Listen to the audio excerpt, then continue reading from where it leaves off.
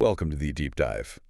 Our mission, as always, is to take this, huge stack of sources, complex stuff, Yeah, quite a pile this time. and really boil it down into strategic intelligence for you. Today, we're tackling property, but not just like buying a house. We're Yeah. looking at it as an asset, sure, but also as a business to operate. And even more than that, right, how it fits into these bigger historical social forces. Exactly. That's spot on. I mean, the sources we pulled together, they cover just an enormous range. You've got the nitty-gritty of real estate finance, detailed stuff on managing contractors, which, can be a nightmare, but then it zooms out to urban history, even behavioral science, and negotiations. Oh, okay. So the goal really is to pull up those actionable bits, the financial intelligence that makes the difference between just owning property and actually building wealth strategically. Right. Being active, not passive. Yeah, exactly. And understanding how where you live connects to these bigger trends, these historical patterns, and, well, how systems really are more important than just setting goals. Okay, yeah, let's unpack that. Mm-hmm. Because this connection, it seems crucial. Our deep dive suggests, real success in property.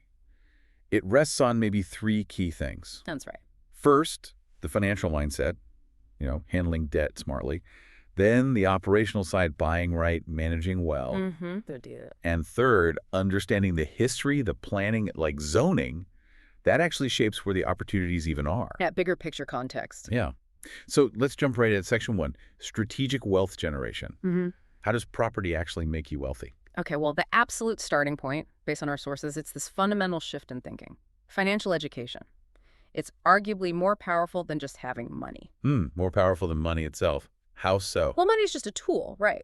But if you understand the system, how capital works, how to use debt effectively, how tax laws function, that gives you control, long-term control. Okay, I see. So it shifts the focus from just, like, earning a big paycheck Exactly. to what you actually do with the money once you've got it. Precisely. And the core concept here is the asset column.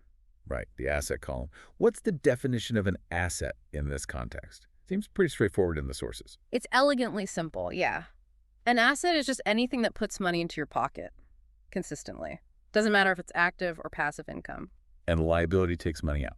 Simple as that. Simple as that. And the sources highlight this really critical difference in behavior between financial classes, especially around buying luxuries. Yeah, the timing. Tell us about that. Well, the financially educated, let's call them the rich, for simplicity. They buy luxuries last. They wait until their asset column. The stuff putting money in their pocket. Right, until that asset column is generating enough cash flow to pay for the luxuries. The income from the assets funds the desires. So it's like their investments are buying the fancy car or the big house, not their paycheck. Yeah. Exactly. They might even structure it to use before tax dollars generated from investment income, but compare that to the poor and the middle class. The pattern is often reversed.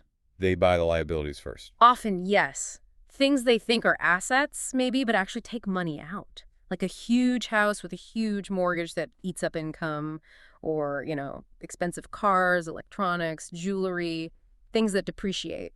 And they go into debt to get them, to look rich. That's the pattern described. They incur massive debt to look rich instead of focusing on building the assets to be rich. And that means they're constantly working, using their own labor, their sweat equity. Just to pay for the stuff that's draining their wallet. Exactly. Just to service the debt on the liabilities. It's a treadmill. Sounds exhausting. Yeah. And the sources seem to suggest this whole approach, making your money work for you, is becoming, well, more critical now than ever. It really is. The argument is that the nature of wealth is changing. It's becoming more information-based, meaning economic shifts are happening faster, more dramatically.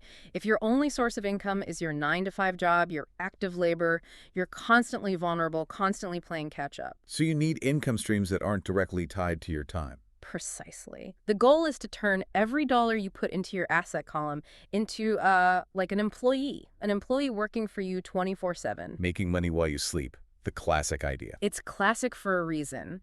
It ensures that even when you're not actively working, your financial engine keeps running, keeps generating wealth. That provides a buffer insulation against these inevitable, probably quite dramatic market shifts we're likely to see. Financial intelligence is the key. Okay, so let's drill down into the real estate specifics. Building wealth with property. It seems like how you finance it is just as important as what property you buy. Absolutely crucial, yeah.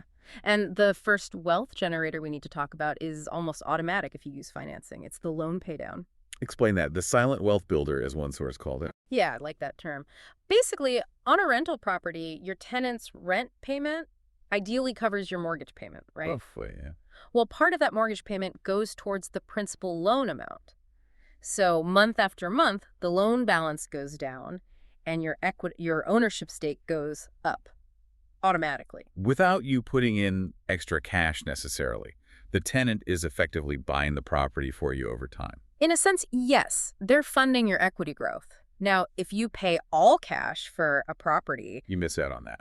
you miss out on that specific generator. Your cash flow will be higher from day one, sure, because there's no mortgage budget, but you lose that leveraged sort of self-funding equity increase. Which brings us to a really big decision point highlighted in the sources.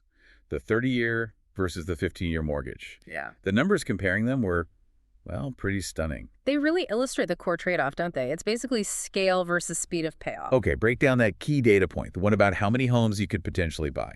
Right. So the 30-year mortgage has a lower monthly payment compared to a 15-year on the same loan amount.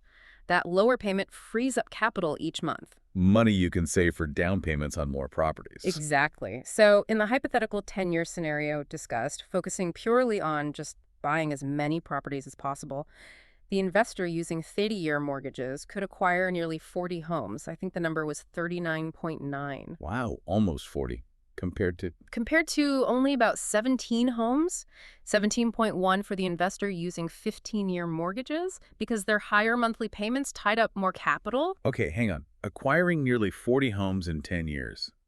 That sounds like an insane amount of work. The operational complexity, the risk, does that massive scale outweigh those downsides? Well, that's the absolute heart of the strategic choice. And the sources are clear. It depends entirely on your goals as an investor. Right. What are you optimizing for? Precisely. If your primary goal is immediate portfolio growth, maximizing the number of doors you own, maximizing cash flow right now, then the 30-year loan is often superior. It's just more capital efficient upfront. But there's a catch, long term. There's a big catch long term. The whole picture flips. This is the crucial connection. Because the 15-year loans get paid off much sooner. Exactly. Yeah. After 15 years, those, say, 17 properties are owned free and clear. No more mortgage payments. They're just pumping out pure debt-free cash flow. While the 40 properties still have 15 years of payments left. Right. And the sources show that the accelerated cash flow from the smaller number of paid-off properties eventually overtakes the cash flow from the larger, still leveraged portfolio in the 20 and 30-year projections. So it's a choice.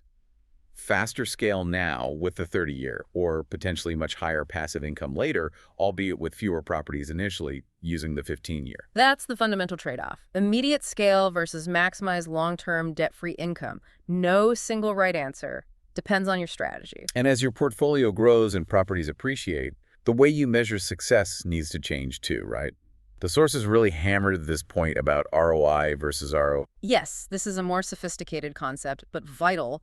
ROI, return on investment, measures your profit relative to your initial cash investment. So if I put $30,000 down 10 years ago. Right. Your ROI calculation is based on that $30,000. But let's say that property is now worth $250,000, and maybe your loan is paid down significantly. You might have $150,000 or $200,000 in equity tied up in that property. Okay, a lot more capital than the initial $30K. Exactly. Now, if that property is only cash flowing, say, $200 a month after expenses, your ROI based on the original $30K might look okay, but your return on equity, the return on the $200,000 currently tied up, is probably tiny, dismal even. So ROE becomes the critical metric because it highlights the opportunity cost, what that trapped equity could be earning elsewhere. Very nicely. ROE forces you to ask, is this pile of capital my current equity working hard enough today? If the ROE is low, that capital is underperforming relative to its market value. And that signals an opportunity. A huge opportunity. It tells you it might be time for a strategic move, like a cash out refinance to pull some equity out, or maybe a 1031 exchange to sell that property and roll the entire equity into a different property, maybe in a different market, that can generate a much higher return. So you stop thinking about it based on what you paid and start thinking about it as a current lump of capital that needs to perform. That's the investor mindset applied to mature assets. Maximize the return on the capital you control now. Okay, shifting gears slightly from debt to taxes. Another huge lever for wealth generation is understanding tax strategy. And the star player here, arguably, is depreciation. Depreciation. Yeah. This always seems a bit like magic. Or maybe accounting gymnastics. Real estate usually goes up in value, so how can you deduct for it going down? It does seem counterintuitive, doesn't it? But it's a legitimate feature of the tax code for investment properties. The IRS lets you deduct the theoretical decline in the value of the structure, not the land, over a set period. For residential rentals, that's currently 27.5 years. So it's a paper loss, not a real loss in market value. Exactly. It's a phantom deduction. And the beauty is you deduct this theoretical loss against your actual rental income each year. Which lowers your taxable income from the property. Significantly. Yeah. Even while the property's market value might be climbing steadily. Okay, let's use the numbers from the sources to make it really clear. Yeah. Say you buy a property for $100,000. Let's ignore land value for simplicity. Okay. And over, say, 5 years, you take $20,000 in depreciation deductions against your rental income. That reduces your tax basis in the property. Your cost for tax purposes is now $100K minus $20K, which is $80,000. Right, the adjusted basis. Now, let's say you sell it for $130,000. Your actual cash profit is $30,000. $130K sale, $100K purchase price. Makes sense. But for tax purposes, the gain is calculated differently. It's the sale price, $130K minus your adjusted basis, $80K. Which means a taxable gain of $50,000. Exactly, $50,000. That extra $20,000 of gain is the depreciation you took earlier that now has to be recaptured. Ah, okay, so you don't get away scot-free. You shielded income earlier, but you have to pay tax on that shielded amount when you sell. You're paying the piper eventually. You do pay the piper, yes. But there's still a huge strategic advantage. It's about tax deferral and potentially tax rate arbitrage. Explain the arbitrage part. Well, the $20,000 in depreciation deductions you took over the years likely offset rental income that would have been taxed at your ordinary income tax rate, maybe 24%, 32%, whatever your bracket is. Okay. When you sell that recaptured depreciation, the $20,000 portion of the gain is typically taxed at a special maximum rate. Currently, it's capped at 25%. Ah, potentially lower than your ordinary income rate. Potentially, yes. And the rest of the gain, the $30,000 that represents actual market appreciation, is taxed at long-term capital gains rates, which are usually even lower than the depreciation recapture rate and often much lower than ordinary income rates. Wow. Okay. So you defer the tax, letting that money work for you for years, and then you potentially pay the tax back at a lower rate later on. That's powerful. It's pure financial engineering allowed by the tax code. It's a massive advantage compared to just earning W-2 income. Okay. Beyond depreciation, what about smaller deductions? The source has mentioned the home office deduction. Right. This is relevant if you actively manage your properties or run your real estate business from home. The IRS used to make this really complicated, tracking percentages of utility bills and all that. Yeah, I remember hearing horror stories about audits. They introduced a simplified method. Now you can just deduct $5 per square foot of your dedicated workspace up to a maximum of 300 square feet, so a $1,500 max deduction. Oh, wait, checking the source again. Apologies. The source actually states a max of $500 for a 100 screw-up sound area. Let's stick with that specific example. Okay, $5 per square foot, up to $500 for a 100 square foot space. That's simpler. Much simpler, and here's the strategic kicker noted in the sources. Using this simplified method still allows you to deduct your main home expenses, like property taxes and mortgage interest, in full on your personal return, typically Schedule A. You don't have to allocate a portion of those big deductions to the home office space. Not with the simplified method. You get the full personal deduction for those, plus the $5 per square foot simplified deduction for the office space itself. It's kind of a double dip, avoiding the complex allocation you'd have to do under the actual expense method. Interesting. A nice little optimization. Exactly. And one final quick point on structure. While setting up an LLC is often recommended for liability protection. Which is important. Very important. But most of the common tax write-offs for rentals, repairs, insurance, property management fees, travel, etc., you can generally take those whether the property is in your personal name or held within an LLC. The tax benefits themselves aren't usually the primary driver for forming the LLC. It's more about legal protection. Okay, let's shift from the financial engineering to the actual business of buying and managing property. Acquisition seems like it's less about finding a nice house and more about hunting for a specific situation.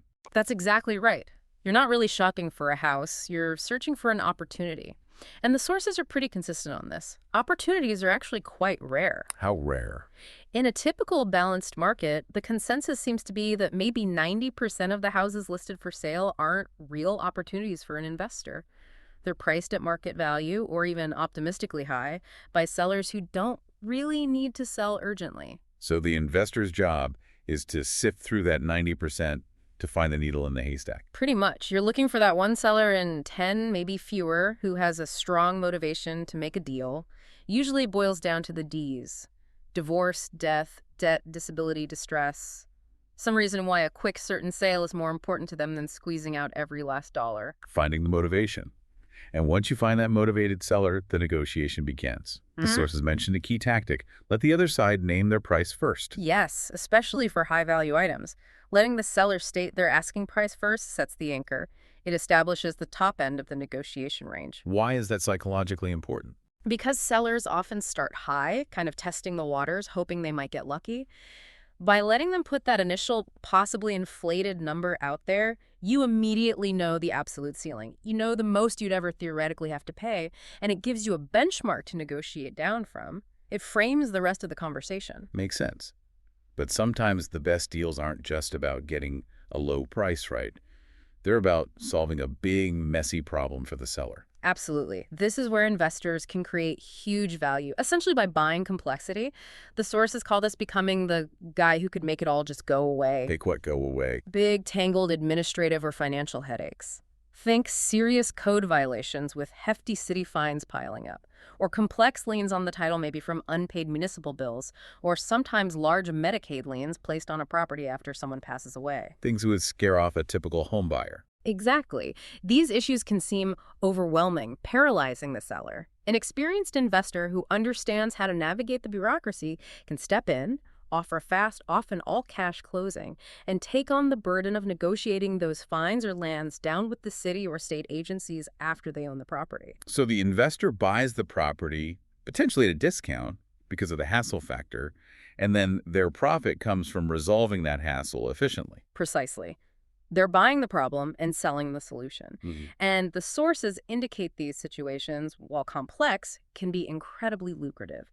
Successfully negotiating down major lands can sometimes add, over $100,000 in value or profit to the deal.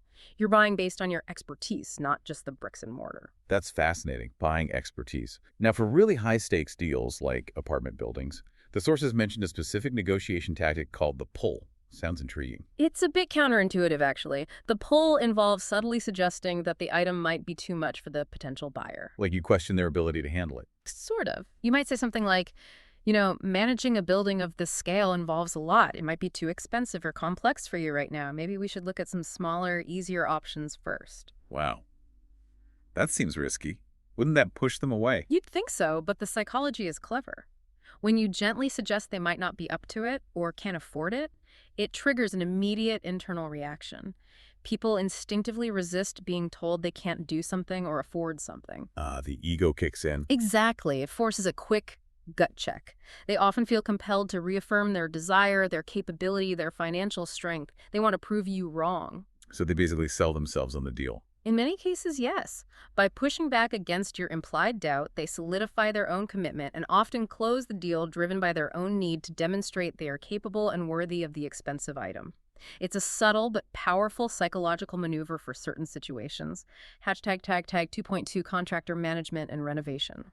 Okay, so you've acquired the property, maybe solved a complex problem. Now comes the renovation.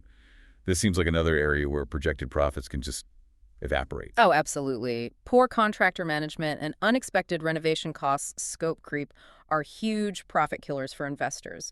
The sources emphasize going way beyond just, getting a couple of quotes. So what are the essential steps for vetting and managing contractors effectively? Well, the basics are crucial. Verify licenses, check insurance thoroughly, but then you need structure. Demand competitive bids, obviously, but critically insist that those bids are highly detailed, itemized. Meaning not just bathroom remodel. Yeah. $15,000. Exactly. That's a massive red flag. You need to see the line items. Cost of tile, estimate for plumbing labor, cost for the vanity, the fixtures, the paint, everything broken down. If a contractor is unwilling or unable to provide that level of detail. One away. Pretty much. It suggests they either don't know their costs accurately or they're trying to hide inflated margins. Transparency is key. You Yeah. also absolutely must call references, not just get a list, but actually call at least 3 recent ones and ask specific questions about timeliness, budget adherence, and quality. And getting competitive pricing. Is it just about calling 3 people? You can, but a more aggressive strategy mentioned is to create real-time competition. Oh. Some investors schedule appointments so that 3 to 5 potential contractors show up at the property at the same time to walk through and prepare their bids. Oh, wow. They see their competition right there. Exactly. It sends a very clear message. You need to be sharp with your pencil because others are bidding right alongside you. It tends to encourage leaner bids from the outset. Clever. But even with a good bid, the contract itself is your real protection, right? What should be in there? Absolutely. The payment schedule is critical. Never, ever pay significantly ahead for work not yet completed. A common structure is milestone payments tied to specific phases of completion. And maybe holding some back at the end. Yes, retention is key. Hold back a percentage of the total payment, maybe 10%, until everything on the final punch list is done to your satisfaction and you've done a final walkthrough. That cash is the incentive for them to finish those last annoying little details and not just disappear. Good point. What about timelines? Renovations always seem to take longer than expected. They often do. So the contract needs clear start and end dates, and ideally clauses that address delays. You might include penalties, sometimes called liquidated damages, if key deadlines are missed, especially if those delays cost you rent income. It needs teeth. Okay, let's ground this with some real numbers. The sources provided some cost examples. If someone's budgeting, say, $20,000 for a rehab, they need detailed estimates, like replacing sheathing. Right. If you've got structural work, replacing wall or roof sheathing, those 4x8 sheets, you're looking at maybe $30 or $45 per sheet installed. Hmm. The materials themselves are roughly 35 to 65 cents per square foot, and labor is often about the same or maybe a bit more. Okay. And interior finishes, something common like hardwood floors. If you're installing pre-finished solid hardwood, the material costs can vary widely based on wood type and quality, say $1 to $7 per square foot. Then the installation labor usually adds another $1 to $3 per square foot on top of that. Even small jobs need budgeting. Replacing a kitchen faucet. Yep, got to count for everything.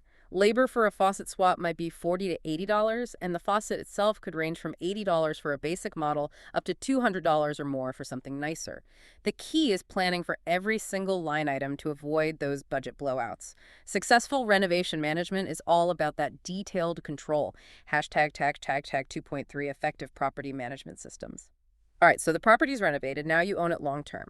This is where sustainable success really depends on having solid systems in place. It's not just about effort, it's about predictable processes. And the most fundamental system seems to be right at the beginning. Screening tenants. The advice here sounded almost harsh. Better empty than bad. It sounds harsh, but it's economically rational. A bad tenant, someone who doesn't pay, damages the property, or causes legal issues, can cost you far more than a month or two of vacancy. You absolutely must have standardized, rigorous screening criteria and stick to them. No exceptions. Why is consistency so important there? Avoids fair housing complaints, for one. But mainly, it ensures you get qualified tenants who are likely to pay rent on time and take care of the place. Because the ultimate goal is tenant retention. Keeping good tenants long term, why is that so valuable? The sources said potentially tens of thousands of dollars? Yes. Think about the costs of turnover. Every time a tenant moves out, you potentially have vacancy lost rent. You have cleaning costs, painting, maybe carpet cleaning or replacement. You have advertising costs to find a new tenant. You have your time spent showing the unit. It adds up incredibly fast. So a stable long-term tenant avoids all those recurring costs. Exactly. They minimize vacancy and usually have lower repair bills because they treat the place like home. Keeping a good tenant, even if it means slightly smaller rent increases over time, is often far more profitable than constantly churning tenants to chase the absolute top market rent. Okay, that makes sense. But what about when things go wrong? Like late rent. You need systems for that too. Absolutely critical for maintaining steady cash flow. You need a clear written policy in your lease about when rent is due, what the grace period is, and exactly what the late fee structure is. And apply it consistently. To everyone, every time. No exceptions, no playing favorites.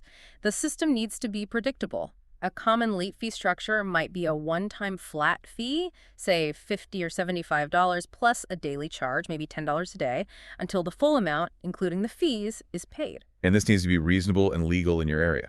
Absolutely. Late fees must comply with state and local laws.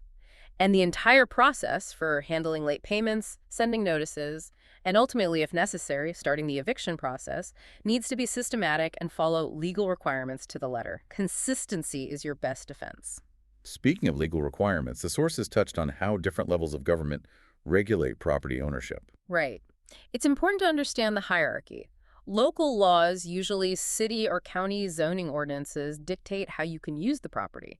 Can it be residential only? Can you run a business from it? That's typically local control. So single-family zoning means no multi-unit conversions or running a shop out front. Generally, yes.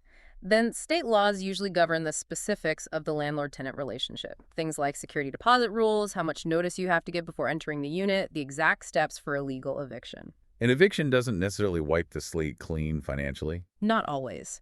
The sources note that, depending on the state law and the lease terms, even after a tenant is evicted, they might still be legally responsible for the rent due for the entire remaining balance of the lease term, at least up to the point you find a replacement tenant, and only to the maximum extent the law allows. Understanding these legal boundaries is crucial for protecting your investment. Okay, let's zoom out now, way out. We've talked about financing, managing, renovating a single property.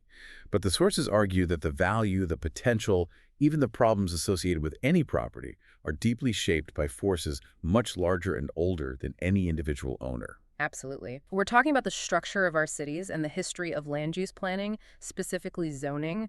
This provides the essential context for understanding property value and opportunity today. And the American suburb, as we know it, the detached single-family homes, residential-only areas, wasn't just some natural evolution. Not according to these sources, no. It was largely enabled, even created, by technology that allowed for class segregation. The key invention was mass transit. Mass transit created the suburbs. How? Well, starting with things like horse-drawn omnibuses, think early buses in cities like New York back in the 1820s, and then accelerating with faster technologies like cable cars in the 1870s. Mass transit made it feasible for people with means, the upper and upper middle classes, to do something new. Which was? To physically separate themselves from the city center. They could escape the crowding, the noise, the pollution, the perceived social chaos of the industrializing urban core. And move out to quieter, more controlled environments on the edge of the city? Exactly. They could afford the commute, both in terms of time and money. They could create these class-homogenous, purely residential enclaves. Meanwhile, the working class, the poor, were often stuck near the factories in the city center because they couldn't afford the commute. So transit enabled spatial sorting by class. That's a good way to put it. And this desire for separation, for purely residential areas segregated by housing type and implicitly by income, eventually got baked into law through zoning codes. Zoning. The rules about what can be built where. Right. The core ideas of U.S. zoning, which are still dominant today, are land use classification. This area is residential, that's commercial, that's industrial, and the separation of those uses. This led directly to the widespread creation of single-family-only residential zones. Where only detached houses are allowed. Pretty much. And these zones are incredibly common. The sources mention they're prevalent across almost all major U.S. cities, including the 25 largest. It's a defining feature of American urban planning. It's interesting that this was actually controversial when it started. People saw it as un-American. Yes, early proponents of zoning in the U.S. actually had to spend a lot of energy defending it against accusations that it was anti-American, even communist, because it represented a significant restriction on private property rights. It told owners what they couldn't do with their own land. That's a perspective you don't hear much today. Was this kind of strict single-family zoning common elsewhere, like in Europe? Not nearly to the same extent, according to the sources. Pure single-family-only zones were apparently considered extremely unusual in German planning traditions, and early English planning focused more on controlling density, like setting a maximum number of houses per acre, rather than strictly separating detached houses from, say, row houses or duplexes in the way American zoning often did. So the American system really doubled down on separating housing types, which often correlates with income levels. That seems to be the historical outcome, yes. Separation became a core principle, #tag 3.2, the new urban crisis and segregation. So what are the long-term consequences of these historical planning decisions, this emphasis on separation through zoning? The sources talk about a new urban crisis. Right. One of the most significant outcomes highlighted is the dramatic decline of the middle-class neighborhood in America. Fewer places where middle-income families live. Significantly fewer. Between 1970 and 2012, the data shows the share of American families living in neighborhoods classified as middle class just plummeted. It went from about 65% down to only 40%. Wow. So where did everyone go? It's led to increased sorting. You end up with what one source calls the patchwork metropolis. You have these large, geographically concentrated areas of poverty and disadvantage. And then separately. Smaller, often geographically isolated areas of concentrated wealth and affluence. The middle ground, the mixed-income neighborhood, has been shrinking. And these patterns, once established, seem incredibly hard to break. The source data on neighborhood persistence was quite stark. Devastatingly persistent, yes. If a neighborhood was poor in 2000, there was a 75% chance it was still poor a decade later. Poor places tend to stay poor. And the rich stay rich. Pretty much the same story. 80% of neighborhoods that were affluent in 1990 were still affluent 2 decades later. Rich places tend to stay rich. Which really reinforces that idea we hear sometimes. Your ZIP code is becoming your destiny. It increasingly seems that way. Access to good schools, safe streets, job networks, healthy food options. It's all heavily tied to neighborhood characteristics. And if neighborhoods are rigidly segregated by income, it locks in those inequalities across generations. For an investor, this geographic concentration of risk and opportunity is a fundamental factor. And this whole situation gets even more complicated with the trend of wealthier, more educated people moving back into cities, right? The gentrification effect. Yes. It creates a real paradox. The influx of affluent residents can bring investment and amenities, which seems good on the surface, but it almost always leads to rapidly rising housing costs, rents, and property values. Which pushes out the original lower-income residents. Exactly. They often get displaced not necessarily to thriving suburbs, but frequently to older, declining inner-ring suburbs or to other economically isolated parts of the city that haven't seen reinvestment. So the urban core gets wealthier and more exclusive, while poverty gets pushed outwards and concentrated elsewhere. And there's an irony the sources point out about the type of housing being built for these affluent newcomers in cities. Yeah, it's fascinating. These new, expensive urban apartments often try to replicate a suburban lifestyle within the city. They come loaded with amenities, private gyms, swimming pools, concierge services, and crucially, lots of parking, often in large garages. So they offer urban location with suburban comforts and maybe suburban isolation? In a way, yes, and they consume a lot of space. The sources note that the average urban family today lives in nearly as much square footage, around 1,678 square feet, as the average suburban family, which is about 1,800 square feet. So much for dense urban living. Well, the overall density might still be higher than the suburbs, but the individual units are often quite large. The traditional, often smaller, more affordable units that characterized older cities are being replaced by these larger, amenity-rich, expensive apartments. It changes the physical and social character of the city, often making it less accessible to those without high incomes.